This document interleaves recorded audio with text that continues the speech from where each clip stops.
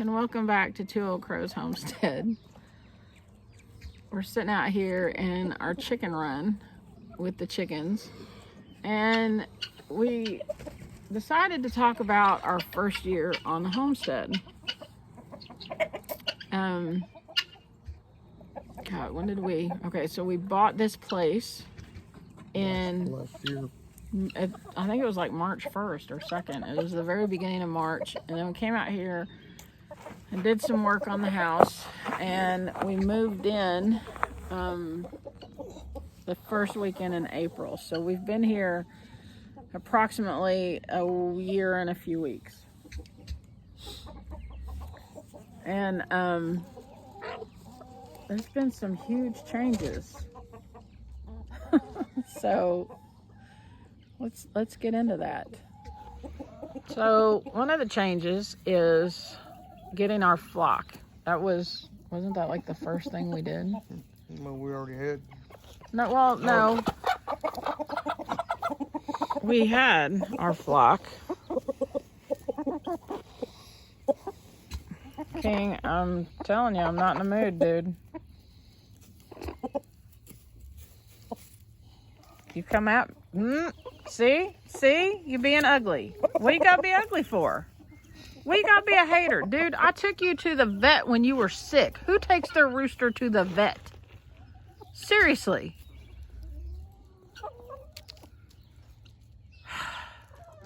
Anyway, so we already had our flock of chickens, but all we had were the barred rocks. We had 4 barred rocks, and we had King.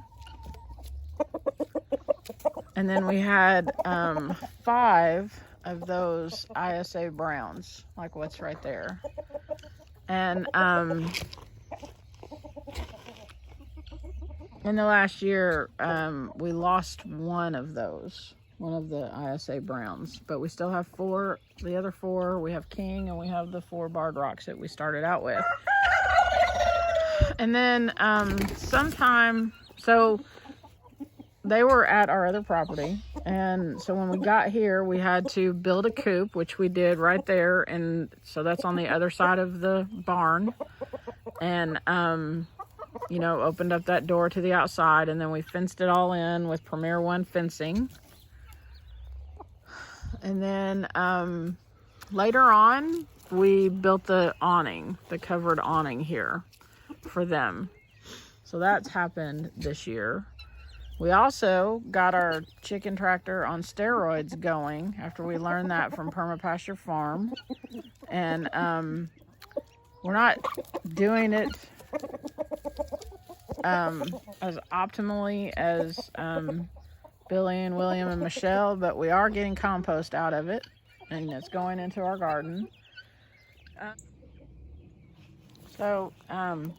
The chicken tractor on steroids, I just wanted to show you all real quick. This is what is left. Let's see, that right there is the pig's head. But this is what is left of the all the innards or entrails, whatever you call that, from the pig. Let's see, this has been out here Saturday. Today is Wednesday, so this has been out here for 4 days. And the chickens have decimated it. And they come out here and pick through it all the time. So I'm getting ready to put some more hay on top of this and then go in the house. But I just wanted to show you, they break that stuff down. Let's see what else. We got guineas. There's 2 of them. That's the female, male, and here's the other male. And a lot of people don't like them because, they're noisy. But I don't mind it. I really enjoy the guineas. I really enjoy watching, they're serious guard dogs. I mean, they let you know when something's around that's not supposed to be here, and not even like predators. If there's a strange dog in the yard, which I know a dog can be a predator, but if there's a strange dog in the yard, or even if there's strange people in the yard that they don't know, they'll let us know that something's not right. So, yeah, we got those. And then before we got the guineas, we got the terrorists. And they're looking kind of rough because they keep fighting with each other. And then also our dogs keep going after them, which is not good. And the dogs have kind of laid off of them. But I mean, they're healthy. They've not done, made a lot of damage or whatever. But we are going to cull them, not this weekend, but the next weekend. And mainly because I'm over the turkeys. I mean, I'll be honest with you, I'm done. And we're getting ready to plant our garden, and they'll tear up the garden. They tear up everything. And not only that, they attack us like all the time. Anytime we come outside, those 3 toms come after us, and oh my God. So I'm done with that. So they're going to freezer camp in a week and a half. What else? Oh, when we got the turkeys, we built the turkey coop out there for them. So that was an addition this year. We've built all of our garden beds over there. We've got the chicken tractor back there with all of our meat birds in it. And then our pig that we have left out there, because we harvested one of them this year. We harvested one of them last weekend. And then the last installment that we have is right up there. We have our rabbits. So right now we have 2, I don't know why I can't remember their name. Silver fox. Right now we have 2 silver fox bucks. And we have an American sable. And then we have 2 silver fox does. They're not old enough to breed yet. One is about 10 weeks and one is about 6 weeks, I guess. And then in this cage right here, we have a Dutch rabbit that I'm probably gonna sell him or give him away or something. I don't know. We did have a mini Rex, and Betty White, she was black and white, and we gave her to our grandson for his birthday. And he loves her. So, what else? What else have we done? Is that pretty much it? Pretty much. Buried 2 dogs. Yeah, when we moved here, we had 3 dogs, right? We got Socks after we moved here for her birthday. So when we moved here, we had 3 dogs. We had a Pomeranian. Well, we had 4. Who was the 4th one? Lola, Cooper, Zelda, and Molly. Yeah, we did. You're right. We had 4. So when we moved here, we had 4 dogs. Zelda was a Pomeranian, and she was, about 15, I think. And Molly was a Dachshund mix, and she was 17. And then we have Cooper. You all have seen Cooper in the videos and stuff. And Lola is our pug. Lola is about 11 or 12, I think. And then last October, we got Socks for Crystal's birthday. So that was actually, we did have 5 dogs at one time, which is, we're dog lovers, but that's kind of too many dogs for me. But last fall, was it back around Christmas that Zelda died? Something like that. And then last month, Molly died. And our dogs are just like family, so that was kind of rough. But so now we're down to 3 dogs, Lola, Cooper, and Socks. And our plan is to keep it that way for a while. But who knows what the future holds. We do love dogs. I don't know. But yeah, it's been an eventful year. The reason I'm making this video is if you're thinking about homesteading and you just don't think that you can do it, you totally can. Like, seriously, Randy and I were both, we've lived in Kentucky for, almost 30 years now. Randy doesn't come from a farming family. I do come from a farming family. My mom's parents were farmers, but my mom, I don't really think she had any desire to live that life because when she turned 18, she moved to Indianapolis and started working up there. So I don't think that she had any desire to do the whole farming thing. So I can't really say that I like learned any kind of skills from my pappy or whatever, which he passed away when I was really young anyway. But you can teach an old dog new tricks. Like, seriously. If you don't think you can do this, you're wrong. You totally can do this. And sometimes, sometimes I've even been aggravated and thought, there's no way. Like, we can't do this. There's no way. And for years and years and years before we actually got our farm, you know, I would dream about this. I would be like, I would just love to have some land and work that land and become self-sufficient and not have to rely on anything for my food. And, you know, just, I had like all these in my heart. I just wanted to do that. And,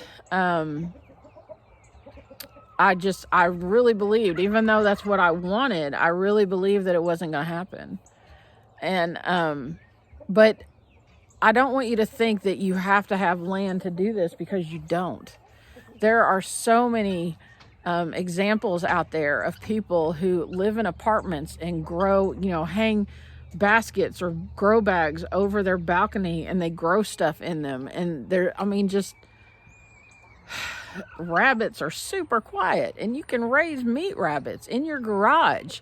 And nobody's even going to know you have them there. And it doesn't matter, you know, about HOAs and all of that kind of stuff.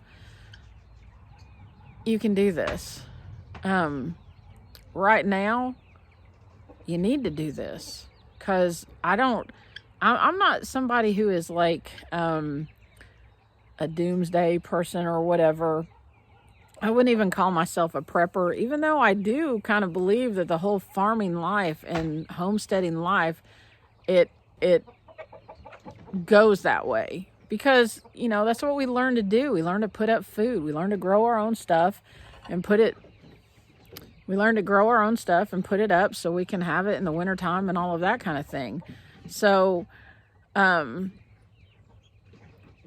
know, there is that aspect to it. However, I don't live in fear of not being able to feed my family. And that's mainly attributed to my faith, because, I mean, oh my gosh, if you had any idea of the things that Randy and I have been throughout our entire lives, and the mistakes we've made and the things we've jacked up and all of that kind of stuff, and the Lord saw us through every bit of it. I mean, he took care of us every step of the way. And so I don't live in fear of not being able to provide, because I know who my provider is. But I am glad that we're to this point where we just put 167 pounds of pork into our freezer that we raised. We're getting ready in a couple months. Well, I mean, in a week and a half, we're getting ready to put 5 turkeys in the freezer. In a couple months, we're going to be harvesting 50 meat birds. And then when we start breeding these rabbits, we're going to have those too. And like by the end of 2022, you know, this is our year, man. I wasn't sure about anything in 2021. I wasn't even sure about, you know, buying the farm and making this work and seeing it through and all of that. But it is coming together. And we make mistakes every day. We jack stuff up every day. But we just keep going. You just got to pick up your pitchfork, your shovel, whatever, your little trowel for your garden, whatever. Pick it up and keep going. Don't be discouraged. If you get discouraged, I would say pray. If that's not your thing, get on YouTube, find some encouraging videos. You know, just watch people like Permapastures Farm, because they're showing ways to do things without having a tractor, without having a crew of people to tend your farm, without having, you know, big machinery and all of that. They're showing everyone how to do this. Deep South Homestead. Oh my gosh, Danny and Wanda are just like, if you want to know anything about gardening, watch them. Who else? Renewed Homestead. They're doing, I think they're kind of like at the same place as Randy and I are. Maybe, I think they've been doing it about a year and all that. And I learned so much from them. They have all kinds of great videos about homesteading, about ideas, and about encouragement. Watch the Homesteading Pastor. Oh my God, if you need a word of encouragement, watch the Homesteading Pastor. There's so many of them out there that are just like legit real people, and they're wanting to help you. Homesteading for a Living, I believe, is the name of the channel. It used to be the Sovereign Village Project, but now it's Homesteading for a Living. And they have all kinds of little short videos that are easy to watch with all kinds of great ideas of how to make money, how to grow things, how to raise animals, just all kinds of little tips and tricks. Go check them out. There's all kinds of them. So don't think you can't do this. You can totally do this. Because if two city kids can put this together and do this, anybody can do this. Like, I ain't even lying. Anybody can do this if we can do this. And don't get discouraged if you screw up. Just don't. You're going to screw up. It's okay. Because I'm just going to tell you right now, you do not learn anything if you don't make mistakes. So anyway, I just wanted to give a little word of encouragement. I wanted to show you the progress that we've made over the last year. And I know that I'm leaving some things out and all that kind of thing. I don't, sometimes I come out here and I look around and I'm like, wow, like this is working. It's just pretty cool, you know? So, anyways, I hope you have a fantastic weekend coming up. I think, what is today? Wednesday? Yeah, have a fantastic weekend, and y'all just be blessed. I'll talk to you later. Bye.